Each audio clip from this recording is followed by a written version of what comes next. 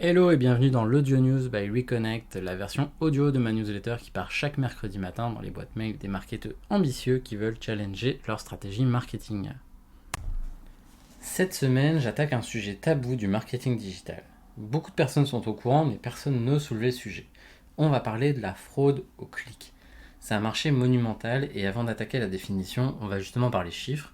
En 2020, on se parle d'un montant qui avoisinerait les 35 milliards de dollars.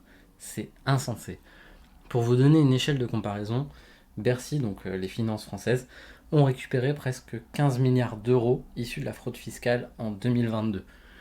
Donc avant de crier en complot, je précise juste ma source, c'est l'université de Baltimore aux USA qui a sorti cette étude en 2020 et elle est reprise par les plus grands noms du marketing digital comme un article de Search Engine Journal dont je mets le lien en description de cette news. Et donc dans tout ça, la grande question c'est qui paye la facture. Donc je vous laisse prendre un miroir, regardez dedans et vous aurez la réponse. Parce que oui, les régies publicitaires ne vont pas absorber tous les coûts, ce serait beaucoup trop facile et beaucoup trop coûteux. Les vrais payeurs, ce sont les annonceurs, donc ceux qui dépensent un budget publicitaire sur les plateformes.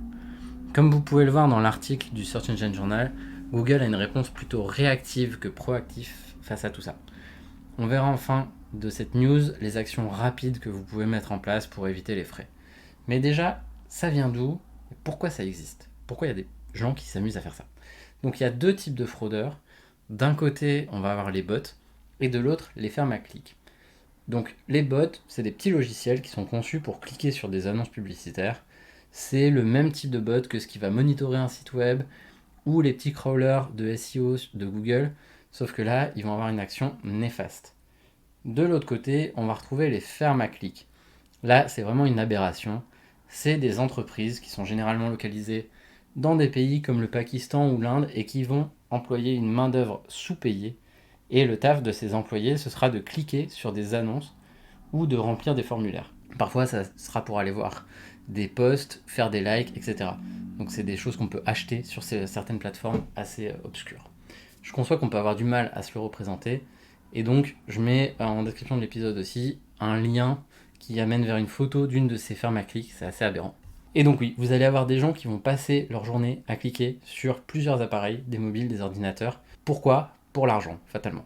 Ces sites vont générer des revenus publicitaires via les clics, et avec le smart bidding, donc avec toutes les automatisations qu'on peut avoir, c'est encore pire parce qu'ils vont même pouvoir créer des fausses conversions vers lesquelles les algorithmes vont se ruer, et ça crée une sorte de cercle vicieux là-dessus.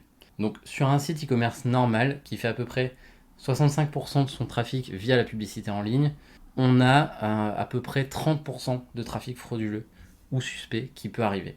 Alors oui, Google va rembourser une partie de ces clics frauduleux, heureusement, c'est pas le cas sur Meta ou sur Bing par exemple, mais la grande question c'est qu'est-ce qu'on y peut, quelles actions on peut mettre en place pour minimiser cette fraude sur notre site web, nous autres, pauvres annonceurs qui faisons que faire de la pub en ligne, qui mettons du budget publicitaire sur les plateformes.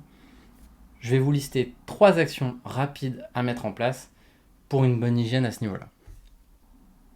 Donc première action, ce sera de vérifier le bon ciblage de vos campagnes.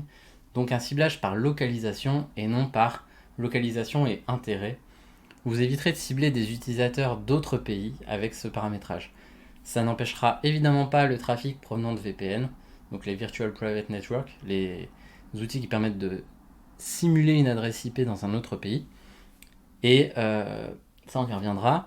Mais si vous ne voyez pas la différence entre intérêt et localisation, on peut en reparler, c'est parfois assez spécial, surtout quand on est sur des campagnes de type Performance Max. Deuxième action, ça va être de monitorer les emplacements sur lesquels les annonces diffusent, principalement pour ce qui est du display ou de Performance Max, et on va aller blacklister les sites concernés. Donc ce qu'il faut savoir, c'est que les fermes à clics, notamment, ça se base beaucoup sur le display, donc on va pouvoir jouer là-dessus. Troisième et dernière action, ce sera d'utiliser un logiciel de monitoring. Donc c'est des logiciels qui coûtent parfois un rein et demi, mais ça permet deux choses. Ça permet de tenter de demander un remboursement à Google, ce qui n'est pas rien, parce que parfois Google a laissé passer des clics, même il les a comptés, donc on va pouvoir aller chercher le remboursement de ces clics frauduleux. Et la deuxième action, ça va être de générer des listes d'adresses IP à exclure de votre compte Google Ads. Donc ces logiciels sont souvent assez coûteux, et avec Make Sensor Digital, donc mon agence de marketing digital, on a mis en place un système qui donne les mêmes résultats à moindre coût. Donc si c'est un sujet et si ça vous parle, on peut l'évoquer rapidement et faites-moi juste signe aux coordonnées qui sont dans la description de l'épisode et quelqu'un de mon équipe reviendra vers vous pour organiser un petit rendez-vous de présentation. On offre 14 jours d'essai et l'installation se fait très rapidement avec un outil comme Google Tag Manager. Voilà, c'est tout pour cette semaine. On a attaqué un sujet assez sérieux, trop souvent pris à la légère, donc bravo d'être arrivé jusqu'ici. Avant de partir, n'oublie pas, si ce contenu t'a plu et si j'ai apporté la moindre valeur pour toi aujourd'hui, tu peux laisser 5 étoiles sur ta plateforme de podcast préférée et éventuellement repartager cet épisode sur les réseaux sociaux. A très vite.